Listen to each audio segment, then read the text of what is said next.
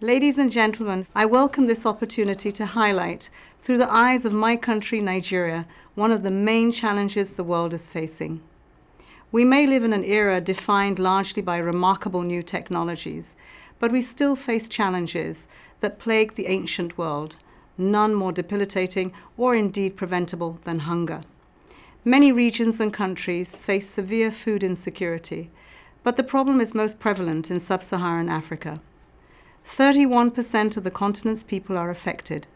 In Nigeria, more than 14 million people are undernourished, and these numbers are astounding. Climate change and poor agricultural practices are exacerbating the problem. We can see this from the inadequate cereal harvest to the declining number of fish in the Niger Delta. The 2030 Agenda for Sustainable Development points the way forward. Food and agriculture figure prominently in this vision. But this will require a major push. Governments need to adopt more ambitious policies and investment plans that focus not only on agriculture, but also on poverty, hunger, and resilience to climate change. We have the opportunity to end hunger within our lifetimes. This is one of the greatest legacies that we can leave to future generations. Let us continue working towards a world with zero hunger. Thank you for your support and commitment. Now, please enjoy the film. Thank you.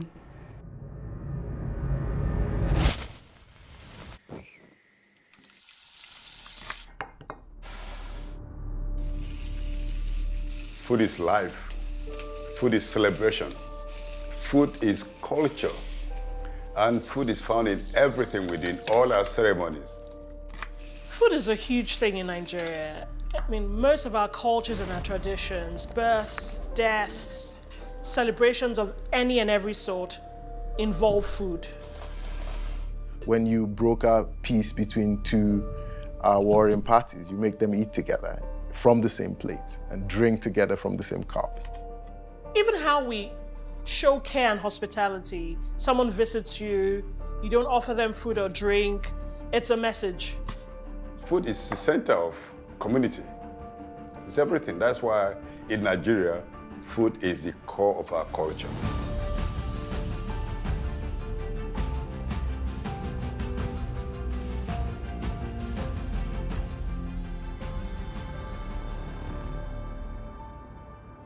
I think my favorite Nigerian dish has to be jollof rice. It's pounded yam and banga soup fish.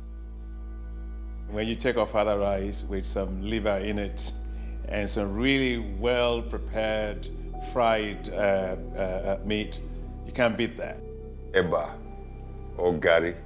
Then when I take that with okra soup, man, I may as well be in heaven. Pounded yam and egusi soup. Gari, draw soup. Ask any Nigerian who makes the best jollof rice, and you have a long animated discussion. It usually ends with Nigeria or Nigerian mothers crowned as champion. But ask what may happen when there's no rice or tomato to make jollof, and you may be met with silence. Food security is reliable access to sufficient, affordable, nutritious food for everyone. If any of these elements are missing, food insecurity can result.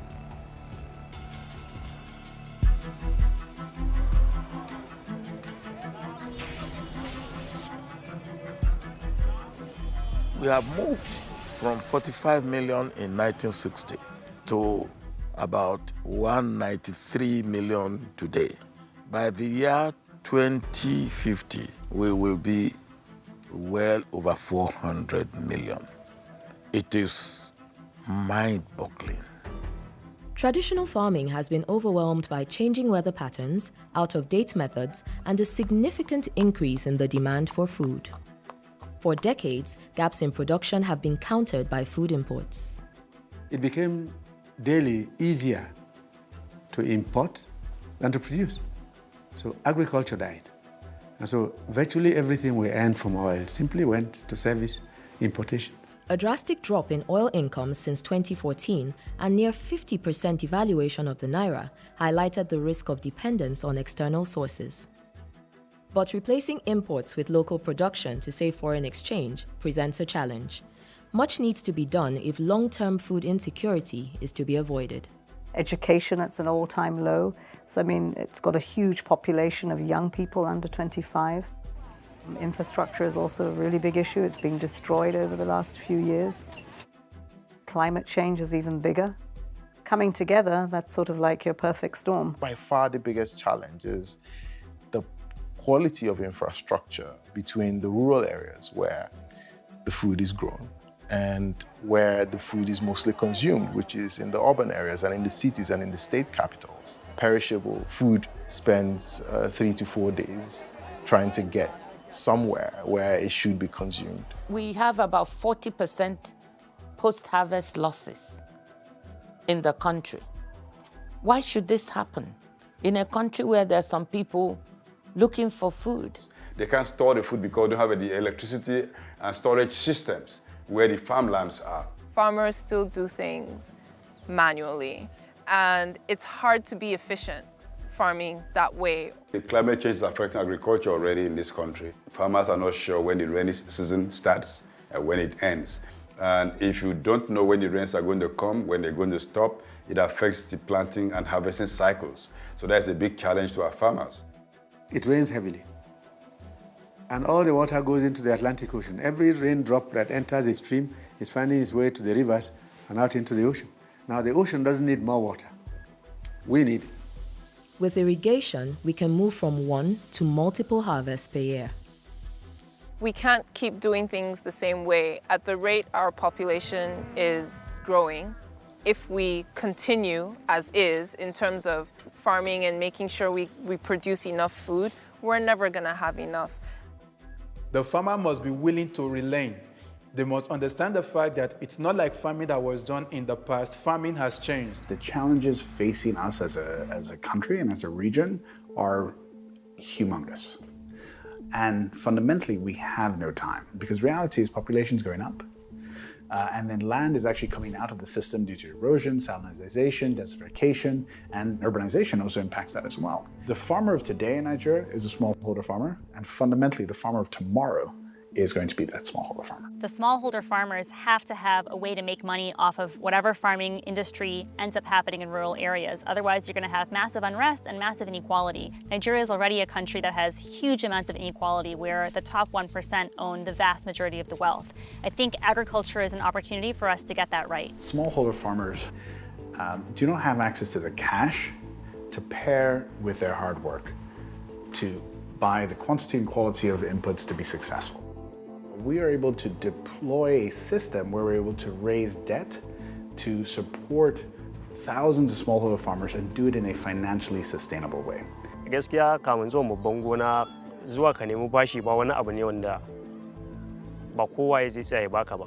As a financing institution, reality is that you often see a lot of risk in smallholder farmers. And the truth is there are risks, but those risks can be mitigated. As has been seen by the fact that we've been able to, over the last 6 years, achieve a repayment rate of 99.99%. Kamun zuwa babban gona ba na noma buhu 5 nawa, amma kuma bayan zuwan ta ina iya yin buhu 20 zuwa 30 yanzu. Egusi soup is like a creamy melange of nuts and greens, and it's almost always surf and turf. So you have quite fishy elements from crayfish, and then you have the meats, sometimes which could be beef, chicken, slightly fishy, full of leafy greens. Egusi is a perfect match.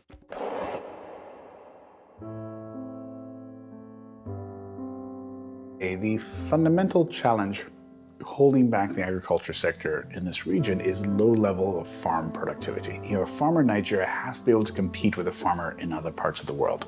And if you look at the key staples that we produce, a farmer in Nigeria is getting yields that are 20% of farmers in other regions. We're producing less and less of our staples: rice, maize, tomatoes. And you've got climate change breathing down our backs, and it's affecting rainfall. And over the last 20 years, we've seen our yield dropped by 45%. That as of 1986, over 50% of the Nigerian soil was not fertile for growing. Soils do die. You keep growing food on them. And chemical fertilizers may help, but they can also destroy the soil because they're actually a form of salt. You know what they're doing now? They go to your farm, take the microbes from your soil, separate the bad ones from the good ones, and multiply your microbes and put back in the soil. So you can actually correct soil. A lot of the seeds that you find in the country, they're not able to produce at optimal capacity. We bring them into the lab and we utilize something called tissue culture. We clean the seeds, and what that does is ensures that, okay, a seed is not able to give us the maximum yield. When you're talking about mechanization, everybody thinks of large scale. One thing that helped tremendously is hand planters. It's amazing how much it helped, because now they can plant the right spacing, they can plant the right depth, and they can plant lots of rows a day without bending over, poking holes, and planting by hand. Jollof rice has always been that celebratory dish. It has flavor. It has just a hint of spice. It has rice, most importantly, that can stand up to the sauce. So the important thing with jollof rice is having a good balance between the rice and the tomato sauce it's cooked in. You don't have a pot of mush. You have individual, lovely, separate, fluffy, vibrantly colored grains of jollof rice. Nigerian jollof for the win. Why should we produce tomatoes that go to waste? Because we don't know how to process them. Nigeria is the largest importer of tomato paste in the world. In terms of the actual volume of tomato paste, it could fill the Empire State Building twice. The average yield in Nigeria for tomatoes is about 5 to 7 tons per hectare. The global average yield is about 35 tons per hectare. The factory needs to buy tomatoes at a cost of, let's say, $80 to $100 a ton. But Nigerians can't produce at that cost. It costs them $120 to $130 to make the tomatoes. A lot of people think that yield is solely determined by the variety, but actually there's a lot that goes into it. Plant spacing, irrigation, fertilizer application, seed variety, and pesticides are all important parts of helping the farm to be healthy and productive. We've had 3 seasons now, and every year we've doubled our yields. You know, Nigeria has the potential to be a major rice producer. If you look at today, the largest rice producer in the world is Thailand. Thailand sits between 4 degrees and 14 degrees north of the equator. Nigeria sits exactly in that same band. The cost of production for foreign rice is a lot less than the cost of production for Nigerian rice. A lot of rice is manually harvested, and constantly when it's manually harvested, you get grains of stone, you get debris, you get dirt in it. It's one area that government has focused policy recently to try and reduce or eliminate the importation of rice. The standards have increased as a result of the work they have done. So that has produced very good quality rice. We can definitely produce enough rice to feed the whole nation. I want to tell you, I say, Abakaliki rice, no be waiting it be before where it be now. Today, no more stone in our rice. Our rice is stone-free, cost-free, and well packaged. In Nigeria, we actually import more wheat than we do rice. Nigeria eats lots of bread. They need lots of wheat. Wheat production in the past in Nigeria has been mainly in the north. Borno, which was a major state, which probably had close to 400,000 hectares of wheat. Well, with the Boko Haram situation, no wheat is being grown. About 3 years ago, the best wheat in Nigeria was yielding around 1.5 tons per hectare. Then an organization called ICARDA, they brought some excellent new wheat varieties that increased the yield from 1.5 tons to 4 or 5 tons. At those yield levels, wheat becomes very profitable. If this new wheat varieties come about, you'll see that they can grow wheat like rice, and you'll see the stop importation of wheat. Catfish pepper soup in Nigeria is known as point and kill. and then they make this incredibly fragrant broth of pepper soup that's seasoned with peculiar African or indigenous spices. And you just end up with this beautiful dish of creamy fish cut by spicy broth.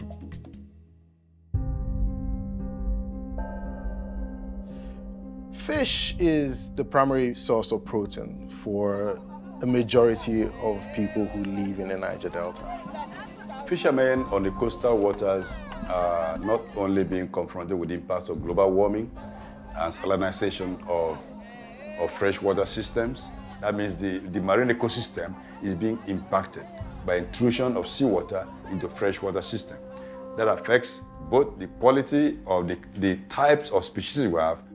They're also affected by the high level of ecosystem degradation from oil pollution. People in the past would just go to the coastline, go to the mangroves and harvest them and have very healthy foods. Now all that is being challenged. Apart from that, even the periwinkles grow a lot in the mangroves, and periwinkles are very essential in the food system. Madam Periwinkle was a very big woman in terms of periwinkle business. But today, you cannot see periwinkle again. They manage my periwinkle company to do my own job, train my pikin, build my house, buy my lapa, do everything. It's the best company in this world. Before, modern, everywhere. That poto when you dey look am, we know they go far, you just enter that side. Take your 2 hands, pack am. As this thing don't pour the oil, no periwinkle again. If you enter that poto, you can't see even one. Now the firewood are completely gone. So it is firewood that you use in drying the fish. No mangrove again, because all the mangrove are completely dead. We need to adopt new and sustainable approaches to produce fish to meet demand. Aquaculture is a huge opportunity for Nigerians. We can meet our demand with investing in fisheries. Nigeria requires over 2.6 million metric tons of catfish, and the current production capacity here in Nigeria is above 40%, which means the market is there. The market is there. But the major problem is the high cost of production. Fish production requires a cold chain. It requires energy, it requires electricity, and we just don't have that. Fish farming can be a profitable business, but to get started, somebody needs, first of all, some clean water. We should have reservoirs all along the streams. Fresh water, we have molecular filter now. It filters only pure water onto the reservoir.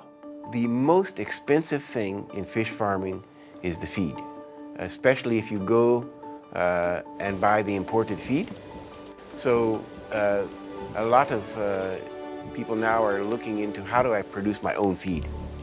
And yeah, we have some formulas. The employment that will be created because you buy the fish food here in Nigeria. Farmers will have to increase their production of maize and soybean to make the fish food. Everything starts coming together. Suya in Nigerian street food, it's one of those things that cuts across every class in society. Every city and every town in Nigeria now has multiple suya joints. It's just that street food answer to a late evening, to grabbing a snack. Suya is the ultimate.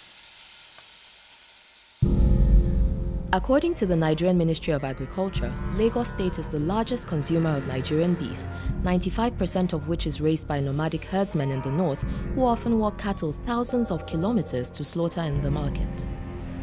But a way of life is not always the most effective way to feed a nation. Land is scarce. Farmers and herdsmen often clash with deadly consequences.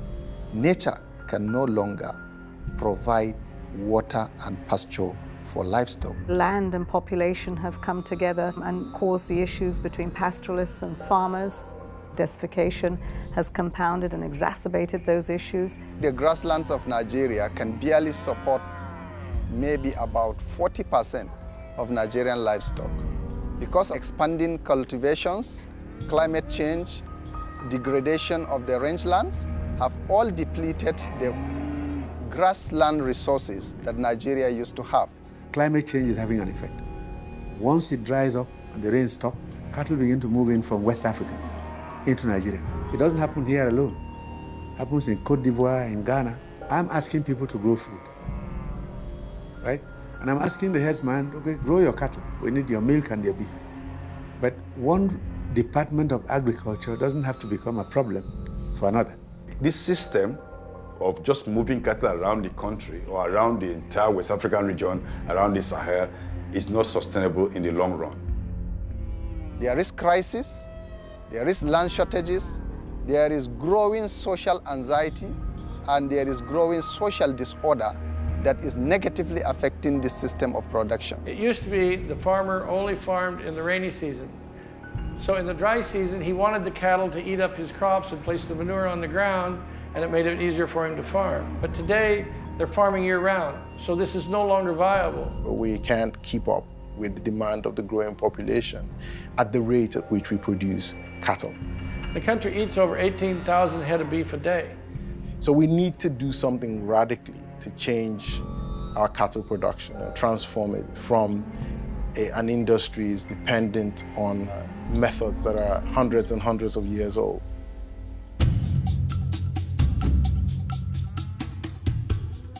We consume a lot of milk, 1 billion liters every year. If you ask those in Lagos, they probably have never taken fresh milk all their life. They are only used to milk that comes in can, either in powder form or in liquid form.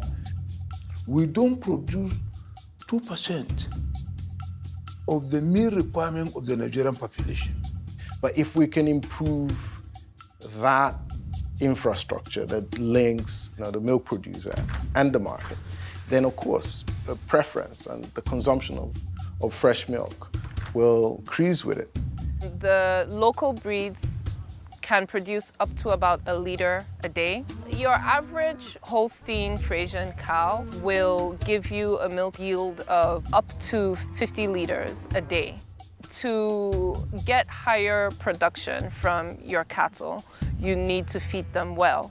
The solution to solve this problem is to bring in feedlots to where Fulani can sell their cattle in 18 months at twice the weight, have 60% less cattle running on the grass, and now that all takes feed, which the farmer is going to provide.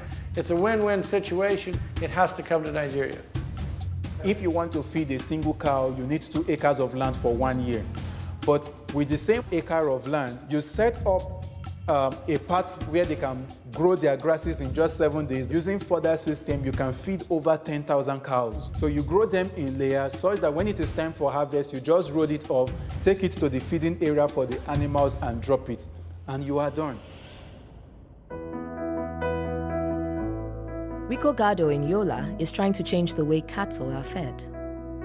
We're presenting you with the proper way of feeding an animal, rather than just feed the animal whatever you have available to feed it. Not only are we less expensive than other foreign brands, we are as competitive in terms of quality. We have 19.5 million cows in this country, roughly. The idea is that you should have groups of ranches, which will now change to be a production center. 10, 20, 50, 30 ranches in one large community, so we can provide them security against rustlers, but also supply them water and harvest milk and process the milk. Have these cow owners rent a ranch. So we have a segment where the cows are staying. Then you set up a part where they can grow their grasses in just 7 days, the fodder system. And all of this together, you actually have your hospitals where you have your vet doctors to check the cows. It would have been able to solve the issue of the herdsmen and the farmers' clashes. 2, it will create employment. Our meat quality will be better because now we have health inspectors ensuring, with the abattoirs in that place. In addition, the owners of the fodder system are able to get jobs, create income for themselves. Over time, you bring in schools and all of that, such that you are able to create a whole new source of income for the nation.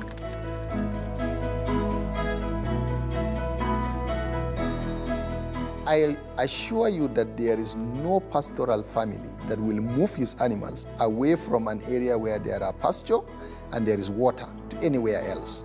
Help farmers improve productivity, help pastoralists improve productivity within the same environments, share the benefits and share the resources. In this way, we are creating symbiotic relationship and great social harmony among the diverse communities that live in each of Nigeria's rural areas. The nations that are very rich happens to be the ones that process and add value to everything they produce. Well, the ones that are poor tends to be the ones that are stuck at the bottom of the value chain. They export raw materials, they don't finish the products that they produce. And so I really believe that for agriculture to be totally transformed, we must totally have agricultural industrialization. So we shouldn't be focusing just on production. We should focus on developing full value chains for everything that we do. The food processing companies are located in the cities. I've been advocating for a total structural transformation of our rural economy through what I call staple food crop processing zones, where you will give incentives for the food and agribusinesses to locate in rural areas. They will have access to infrastructure, power, water, roads, and ICT infrastructure and irrigation. Then those areas becomes areas where they actually buy massive amount of produce from farmers. They create markets for farmers. They process and add value to everything there in the rural economy. And the only thing that you will find leaving those rural economies will be finished products. Youth in Nigeria basically have a negative attitude about going into agriculture and going into farming. And they're right. They're exactly right. You look at their parents or their grandparents and how they were doing agriculture. It's not a great life. It's poverty, it's hard work. And so what you're seeing is that youths en masse are migrating from rural areas to urban areas. It may seem that youth are not interested in agriculture at the moment. It's basically because the way it's been practiced over the years and the way it's been, tutored down to us. We just thought about agriculture as production. Are we producing more? We didn't think about when we produce, how do we process? How do we add value to what we produce? How do we market? There are huge potential there and huge opportunity for young people to find a job. I think with such a young population in Nigeria, if we invest in that, the sky's the limit. Commercial farms need engineers, accountants, office managers, mechanics. I mean, the entire gamut of professional opportunities arise there. You don't have to even own a farm. You can make bags. You can have a plastic factory. You can supply fertilizers. You can start a tractor hire service. You can market people's products for them. Start a seed company to provide high-quality seed to farmers. Set up an agro dealership in 100 small villages. There's all kinds of things that businesses can be set up to make the food system in Nigeria efficient. And all the great things that are happening to improve the nutrition and the health and the employment of people is making everybody have better incomes too. The size of the food and agriculture market on this continent by 2030 is going to be a whopping $1 trillion. That tells me that the future millionaires and the billionaires of Africa are not going to come from oil and gas industry. They're going to come from the agriculture sector, but they're going to come from a sector that focuses on agriculture as a business, not as a way of life. I was trained as a doctor to be a cardiologist, but here I am as a farmer and a proud one at it. It's a profitable business. It's something that brings me joy, that creates opportunities for people in the rural environment, and also creates opportunity for my investors as well. We are young people from all varieties of professions making agriculture a business. Lots of young people in Nigeria with great ideas need to begin to look at food as an opportunity for the future. Growing food, urban farming, creative farming. And one of the things we can do for ourselves as individuals is ensure we adopt urban farming to ensure that we can produce our foods right in the city as opposed to waiting for kilometers and miles away to bring the food down to the city. Hunger is not seasonal, so food production cannot be seasonal. Soilless technology generally, you can grow crop any time of the year. You can maximize your space. You can do without the use of insecticide, herbicide, Our first success was with yam for the aeroponics. We're able to do it for 200 different other crops. Tomatoes in soil normally take 90 days. We do it in about 35 to 45 days. So aeroponics reduces the time to harvest. Through our agricultural technologies, we have higher rates of flavonoids and antioxidants, especially our crops grown in the aeroponic systems. So aside from ensuring food security and food self-sufficiency, we also want to ensure that the food people are eating is actually healthy. When you have the plant in a aeroponic system, when you are growing without the soil element, the plants do not compete for nutrients. You can jam pack them as close as possible, such that they only need space for growth. When you are growing in soil, you can only have one layer of plant growing. But when you are growing without soil, you can have multiple layers, because all you need to do is create multiple support structures. The screenhouse has the aeroponic system in place that has about 11,000 plantlets. The capacity of that in the next 8-9 months is 3 million tubers coming out of there. With this partial evaporator system, we are able to cool the greenhouse to whatever temperature we want it to go to. So this works like a normal cooling system. However, the cold air produced here is pushed into the greenhouse through the ventilation systems that we have put inside, and other materials used are locally made.